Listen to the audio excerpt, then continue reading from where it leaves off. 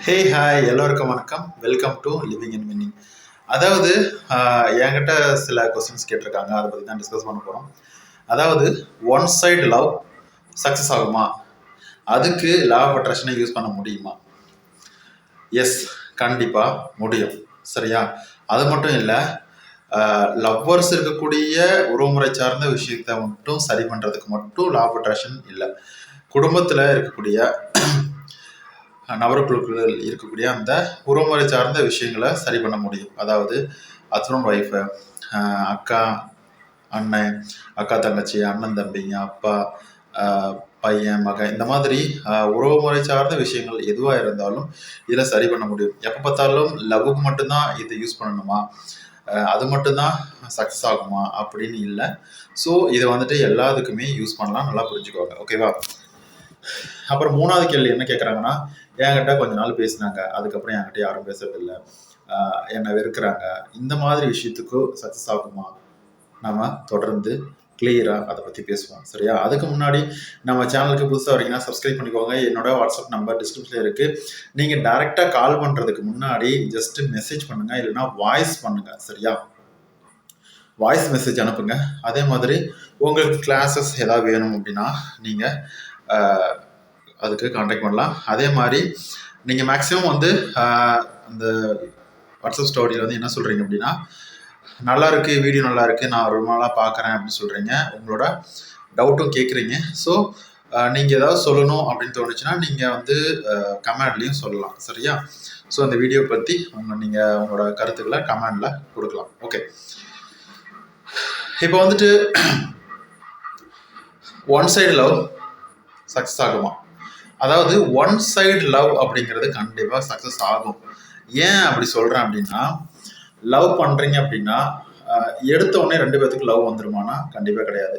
யாராவது ஒருத்தங்க அப்ரோச் பண்ணுவாங்க, அது அவங்க ஆப்போசிட்டில் இருக்கிறவங்க அக்செப்ட் பண்ணுற வரைக்கும் அது ஒன் சைடு லவ் தான். சரியா? ஸோ அந்த ஒன் சைடு லவ்வே வந்து முயற்சி பண்ணி பேசி எதை பழகி ஏதாவது நம்மளுக்கு பிடிக்கிற மாதிரி செஞ்சு ஏதாவது ஒன்று பண்ணி அவங்கள லவ் பண்ண வச்சிடுறீங்க. அப்போ சக்ஸஸ் ஆகுது தானே? ஸோ லவ் பண்ண வைக்க முடியுது உங்களால். ஸோ அப்படி இருக்கிறதுனால உங்களால் லவ்வை வந்துட்டு எக்ஸ்டெண்ட் பண்ணி நீங்கள் வந்து கல்யாணம் வரைக்கும் ஏன் கொண்டு போக முடியாது? எல்லாம் முடியும். சரியா? உங்களுக்கு சந்தேகம் அப்படின்னு எப்போ வருதோ அப்போ தான் நீங்கள் தோற்று போவீங்க. அப்போ தான் நீங்கள் எதிர்பார்த்த விஷயங்கள் உங்களுக்கு நடக்காமல் போகும். இப்போ வந்துட்டு நமக்கு வந்து ஒன் சைடு லவ் பண்ணுறேன், ஆப்போசிட் பர்சன் அந்த பொண்ணு வேணான்னு சொல்லுது, இந்த பையன் வேணான்னு சொல்கிறான், எனக்கு பிடிச்ச மாதிரி கல்யாணம் நடக்குமா, எனக்கு பிடிச்ச மாப்பிள்ளை வருவானா, இந்த மாதிரி எல்லாமே வந்துட்டு நீங்கள் நினைக்கிறீங்க. கண்டிப்பாக அதெல்லாம் நடக்கும். நீங்கள் எப்போ வந்துட்டு எனக்கு இதெல்லாம் வராது, எனக்கு இதெல்லாம் நடக்குமா அப்படின்னு நினைக்கிறீங்களோ அன்னையோட சரி முடிஞ்சிருது. மறந்துட வேண்டியதுதான் எல்லாத்தையுமே. சரியா? ஸோ நீங்கள் வந்துட்டு அந்த மாதிரிலாம் எதுவும் யோசிக்காதீங்க. சரியா? இந்த வீடியோ பிடிச்சிருந்தது அப்படின்னா கண்டிப்பாக ஒரு லைக் பண்ணுங்கள். சரியா? நீங்கள் பண்ணுற லைக்கு நான் அடுத்தடுத்த வீடியோ போகிறதுக்கு எனக்கு ரொம்ப ஒரு மோட்டிவாக இருக்கும். அதே மாதிரி உங்கள் கமெண்ட்டை நீங்கள் கமெண்டில் கொடுக்கலாம். அடுத்தது குடும்பத்தில் இருக்கக்கூடிய பிரச்சனை. அதாவது ரொம்ப நாளாக பேசிகிட்டு இருந்து திடீர்னு சண்டை போட்டு பிரிஞ்சு பேசாமல் இருப்பாங்க. ஹஸ்பண்ட் ஒய்ஃபாக இருக்கட்டும், இல்லை ஃபேமிலி மெம்பரில் இருக்கக்கூடியங்க யாராவது இருக்கட்டும், அவங்க வந்துட்டு பேசாமல் இருப்பாங்க. ஸோ அவங்களெல்லாம் நம்மளால் வந்து பேச வைக்க முடியுமா அப்படின்னா எஸ், கண்டிப்பாக முடியும். அதுக்கான மெத்தடை நான் கடைசியில் சொல்கிறேன். சரியா? கண்டிப்பாக முடியும். இது வந்து இந்த மெத்தடை யூஸ் பண்ணி நிறைய பேர் சக்ஸஸும் ஆயிருக்காங்க. ஓகே, மூணாவது, அதாவது நான் வந்து இந்த மாதிரி விஷயத்துக்கு யூஸ் பண்ணலாமா, அந்த மாதிரி விஷயத்துக்கு யூஸ் பண்ணலாமா, எனக்கு ரொம்ப நாளாக என்கிட்ட பேசிகிட்டு இருந்தாங்க, இப்போ என்னை வெறுக்கிறாங்க, என்கிட்ட பேச மாட்டேங்கிறாங்க, என்கிட்ட பழகணும்னு ஆசையே வரமாட்டேங்குது, என்னை சுத்தமாக அவாய்ட் பண்ணுறாங்க, என்னை வேணாம் அப்படின்னு சொல்கிறாங்க. இப்படி இருக்கும் பட்சத்தில் நான் எப்படி அட்ராக்ட் பண்ணுறது? அவங்க கண்டிப்பாக வருவாங்களா மாட்டாங்களா? இந்த மாதிரியான கொஸ்டின்ஸு எனக்கு வாட்ஸ்அப்பில் வந்துக்கிட்டு தான் இருக்குது. சரியா? அவங்கள எல்லாமே வந்து நான் கிளாஸுக்கு ப்ரிப்பேர் பண்ணிகிட்ருக்கேன்.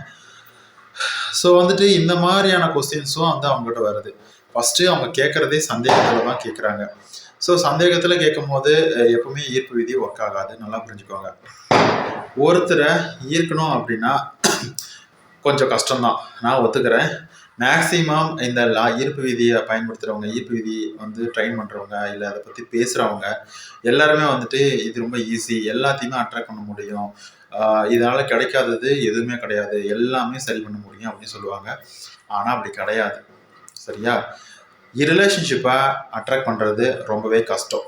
ஒன்று நல்லா புரிஞ்சுக்கோங்க. சில பேர் முடியாதுன்னு கூட சொல்லலாம், ஆனால் அது உண்மை கிடையாது. எல்லாத்தையுமே அட்ராக்ட் பண்ண முடியும். நீங்கள் நல்லது நினச்சா நல்லது கிடைக்கும், கெட்டது நினச்சா கெட்டது கிடைக்கும். அதாவது நிறைய பேர் நிறைய எக்ஸாம்பிள் சொல்லியிருப்பாங்க. அதாவது ஆக்சிடெண்ட் ஆகக்கூடாதுன்னு நினைக்கிறேன், ஆனால் ஆக்சிடெண்ட் ஆயிரும் அப்படின்னு. அதே மாதிரி நான் வேண்டிய இடத்துக்கு போய் சேரணும், நல்லபடியாக சேரணும்னு நினைப்பாங்க. அதே மாதிரி போய் சேர்ந்துருவாங்க அப்படின்னு நினைப்பாங்க. அப்போது நல்ல விஷயம் நினச்சா நல்லது நடக்குது, கெட்ட விஷயம் நினச்சா கெட்டது நடக்குது. ஸோ அப்போ வந்துட்டு உங்களால் எல்லாமே வந்து அட்ராக்ட் பண்ண முடியும் தானே? கரெக்டா? ஸோ என்ன அப்படின்னா, நீங்கள் எதிர்பார்க்குற விஷயம் எந்த மாதிரி இருக்குது அப்படிங்கிறதான் ரொம்ப முக்கியம். சரியா? இப்போது உங்களுக்கு என்ன வேணும் அப்படிங்கிறத முடிவு பண்ணிக்கோங்க. எனக்கு பிடிச்ச மாதிரி மாப்பிள்ளை வேணும். சரியா? எனக்கு பிடிச்ச பொண்ணோட கல்யாணம் நடக்கணும், எனக்கு பிடிச்ச வேலை வேணும், என்னோட வேலை இந்த மாதிரி தான் இருக்கணும், என்னோட லைஃப் பார்ட்னர் இவ்வளோ படிச்சிருக்கணும், இவ்வளோ சம்பாதிக்கணும், முக்கியமாக என்ன நல்லா பார்த்துக்கணும். இந்த மாதிரி ஒவ்வொருத்தங்களுக்கும் ஒவ்வொரு மாதிரியான ஆசைகள் இருக்கும். அதை எப்படி யோசிக்கிறாங்களோ, எப்படி எதிர்பார்க்குறாங்களோ அது கண்டிப்பாக கிடைக்கும். அதே மாதிரி நான் என்ன சொல்லியிருந்தேன், ரிலேஷன்ஷிப்பாக அட்ராக்ட் பண்ணுறது அப்படிங்கிறது ரொம்பவே கஷ்டம், ஆனால் முடியாதுன்னு கிடையாது. சரியா? அதாவது ரிலேஷன்ஷிப் ஏன் வந்து அவ்வளோ கஷ்டம் அப்படின்னா, நீங்கள் ஒரு உயிர் இல்லாத பொருளை அட்ராக்ட் பண்ணுறதுங்கிறது ரொம்பவே ஈஸி. உயிர் இருக்கக்கூடிய ஒரு பொருளை நீங்கள் வந்து ஈர்க்கணும்னு நினைக்கிறீங்க. அதாவது உங்களை மாதிரியே ஒரு ஆசைகள், விருப்பம், எதிர்பார்ப்பு, ஒரு புதுசாக ஒரு எண்ண அலைவரிசையை உருவாக்கக்கூடிய ஒரு பர்சன். சரியா? அதை வந்து நீங்கள் ஈர்க்கணும்னு நினைக்கும் போது உங்களோட எண்ண அலைவரிசையும் அவங்களோட எண்ண அலைவரிசையும் ஒன்றா இருக்கணும். அப்போ தான் வந்து அது சீக்கிரமாக நடக்கும். ஸோ அந்த மாதிரி இருக்கக்கூடிய ஒரு பர்சனாக நீங்கள் வந்து லைஃப்பில் அட்ராக்ட் பண்ணணும் அப்படிங்கிற போது அதுக்கு எவ்வளோ டைம் எடுக்கும் அப்படிங்கிறத புரிஞ்சுக்கோங்க. சரியா? அதனால் வந்து நான் இவ்வளோ தூரம் பண்ணினேன், இத்தனை நாள் பண்ணேன், இத்தனை மாதம் பண்ணேன், எனக்கு நடக்காமல் போயிடுச்சு அப்படின்னு சொல்லுவாங்க. ஒன்று நல்லா புரிஞ்சுக்காங்க, ஒரு லவ்வை புதுசாக ஆரம்பிக்கும் போது இருக்கக்கூடிய கஷ்டத்தோட அது பிரிஞ்சு போனதுக்கப்புறம் திருப்பி ஒன்று சேர்த்துடும் போது இருக்கக்கூடிய கஷ்டம் தான் ரொம்ப அதிகம். சரியா?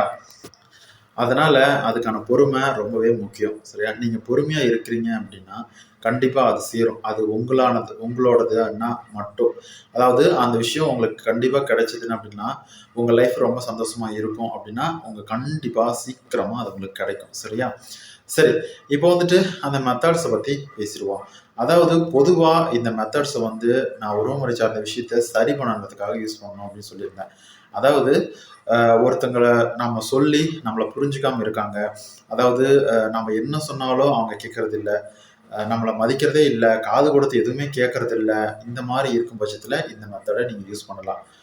பொதுவாக ஹஸ்பண்ட் ஒய்ஃப்குள்ளே இந்த விஷயம் நிறைய இருக்கும். ஏன் அப்படின்னா பொதுவாக ஹஸ்பண்ட் வந்து இப்போது ஒரு ஒய்ஃப் சொல்கிறத கேட்கவே மாட்டாங்க, ஒரு பொண்டாட்டி சொல்கிறத கேட்க மாட்டாங்க. அதே மாதிரி பொண்டாட்டிங்கிறவங்க கண்டிப்பாக ஹஸ்பண்டை மதிக்கவே மாட்டாங்க. அதாவது நமக்கு பிடிச்ச மாதிரி அவர் நடக்கிறது இல்லை, நமக்கு பிடிச்ச மாதிரி பொருள் எதுவும் வாங்கி தரது இல்லை, நம்ம ரொம்ப கஷ்டப்படுத்துகிறாங்க. இந்த மாதிரி இருக்கும் பட்சத்தில் கணவன் வந்து கணவனை மதிக்க மாட்டாங்க, அவர் என்ன சொன்னாலும் கேட்க மாட்டாங்க. ஸோ இப்படி இருக்கும் பட்சத்தில் எப்படியும் ஒருத்தருக்கு ஒருத்தரை நம்ம வந்து சரி பண்ணுறது. சரியா? இந்த விஷயத்தை சரி பண்ணணும் அப்படின்னா நான் சொல்லக்கூடிய மெத்தடை நீங்கள் யூஸ் பண்ணலாம். அதாவது இது வந்து ஒருத்தரோட மனசை கொஞ்சம் கொஞ்சமாக உங்களுக்கு பிடிச்ச மாதிரி மாற்றுறது. இதுக்கு பேர் வந்து வசியமோ இல்லை கெட்ட விஷயமோ கிடையாது. சரியா? நம்மளோட ஆள் மனசு மூலமாக அவங்களோட ஆள் மனசில் பேசி கொஞ்சம் கொஞ்சமாக நம்மளுக்கு பிடிச்ச மாதிரி மாற்றுறது. சரியா? நம்மளை பற்றி பேசி புரிய வைக்கிறது. இதுதான். சரியா? இது வசியப்படுத்துறது, இது வந்து தாந்திரிகம் அப்படின்லாம் கிடையாது. ஓகே? ஸோ இது வந்து உண்மையிலேயே வந்து ஒரு எண்ண அலைவரிசையினால உங்களோட உணர்வுகளை அவங்களுக்கு புரிய வைக்கிறது. சரியா? அதுதான் ஆல்ஃபா மெடிடேஷன். இந்த உறவுமுறை சார்ந்த விஷயத்துக்கு மேக்ஸிமம் ரொம்ப பவர்ஃபுல்லான ஒரு விஷயம் அப்படின்னா இந்த ஆல்ஃபா மெடிடேஷன் தான். சரியா? ஆல்ஃபா மெடிடேஷனை நீங்கள் வந்து எப்போ வேணாலும் பண்ணலாம். ஒரு நாளைக்கு மூணு தடவை பண்ணுறது ரொம்பவே யூஸ்ஃபுல். ஓகே? நீங்கள் காலையில் எந்திரிச்ச உடனே, நைட்டு தூங்க போகும்போது, இல்லை மதியம் டைமில் ஏதாவது ஒரு டைம் வந்து கிடைக்குது அப்படின்னா நீங்கள் அந்த டைமில் பண்ணலாம். பொதுவாக நீங்கள் மெத்தட்ஸை பண்ணும்போது ஒரே டைம்லேயே நீங்கள் ஃபாலோ பண்ணுங்கள். அதாவது காலையில் நீங்கள் 6 மணிக்கு எந்திரிக்கிறீங்க, ஒரு எக்ஸாம்பிளுக்கு சொல்கிறேன். காலையில் ஒரு 6 மணிக்கு எந்திரிக்கிறீங்க, பண்ணுறீங்க. மதியம் ஒரு 3 மணிக்கு பண்ணுறீங்க. நைட்டு தூங்க போகிறதுக்கு முன்னாடி ஒரு 9 மணி இல்லை 10 மணிக்கு நீங்கள் பண்ணுறேன் அப்படின்னா, அதே டைமில் நீங்கள் ஃபாலோ பண்ணுறீங்க அப்படிங்கன்னா, ஃபாலோ பண்ணுறது ரொம்ப பெஸ்ட்டு. ஸோ இதை வந்துட்டு எப்படி இன்னும் டீட்டெயிலாக எப்படி பண்ணணும் அப்படிங்கிறத டீட்டெயிலாக என்னோட பிளேலிஸ்ட், என்னோட யூடியூப் சேனலில் பிளேலிஸ்ட்டில் ஆல்ஃபா மெடிடேஷன்ஸ் எப்படி பண்ணுறது அப்படிங்கிறத நான் சொல்லியிருக்கேன். ஸோ அதை நீங்கள் வந்து முழுமையாக பாருங்கள். அதில் ஒரு 4-5 வீடியோ இருக்கும், ஒரு வெப் சீரிஸ் மாதிரி இருக்கும். அதை வந்து கண்டினியூவாக முழுமையாக வீடியோவை பிரேக் பண்ணாமல், நடுவில் ஸ்கிப் பண்ணாமல் முழுமையாக பார்த்துட்டு அதுக்கப்புறமா நீங்கள் ட்ரை பண்ணுங்கள். உறவுமுறை சார்ந்த விஷயத்த எல்லாத்தையுமே வந்து அதை அளவு நம்ம ஸ்டடி பண்ண முடியும். நம்ம சேனலில் இருக்கிற வீடியோ ரொம்ப நல்லா பார்க்குறீங்க, ரொம்ப நன்றி. அதே மாதிரி இந்த வீடியோ ரொம்ப உங்களுக்கு பிடிச்சிருக்கும் அப்படின்னு நம்புகிறேன். முடிஞ்ச ஒரு லைக் பண்ணிட்டு மற்றவங்களுக்கு ஷேர் பண்ணுங்கள். நோட்டிஃபிகேஷன் பெல்லைக்கான கிளிக் பண்ணிக்கோங்க. என்னோட வாட்ஸ்அப் நம்பர் டிஸ்கிரிப்ஷனில் இருக்குது. உங்களுக்கு சக்ஸஸ் ஸ்டோரிஸ் இருந்தது அப்படின்னா நீங்கள் அதில் கேட்கலாம்.